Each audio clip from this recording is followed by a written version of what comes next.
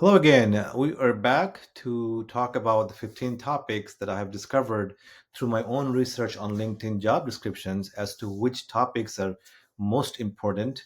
And these are the top 15 most important ones, but they're sorted by um, frequency, so you know which ones to study first and which ones to study last. So let's turn this into a slideshow so you can see better. Today we're going to talk about Kubernetes. Even though it shows up as number 11, in real life, it might be actually higher, but I also don't want to give you my intuition. I wanted to give you based on data, and that's what the data is. So let's go to question number 127 today. The question is, how does Kubernetes manage secrets, and what are the best practices for securing these secrets in your cluster?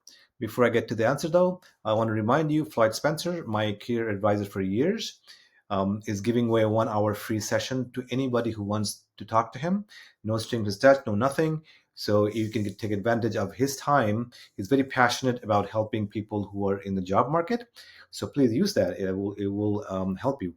Okay, moving on to the answer then. So first of all, Kubernetes clusters keep many different kinds of sensitive information, passwords, API tokens, keys, maybe even SSH keys, whatever. Right? There's many kinds of sensitive information that are stored in Kubernetes. So we have to know how to keep these things secure. Otherwise, they're going to leak out, and you're going to have a security incident on your hand. So in a way, this question actually it can double as a topic on security and Kubernetes.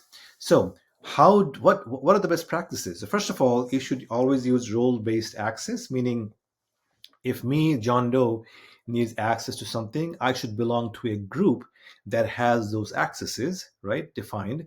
And then because I belong to that group, I get accesses. So if it could be John Doe, next day is Jennifer, and third day is Kumar.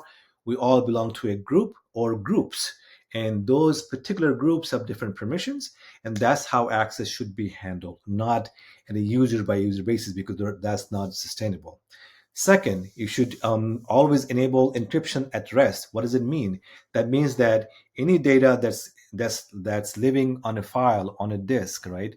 That encrypted. So if anybody gets access to any of the virtual machines, underlying containers, any data that's living there cannot be used or read in clear text, so that these things are always encrypted. So you should enable that.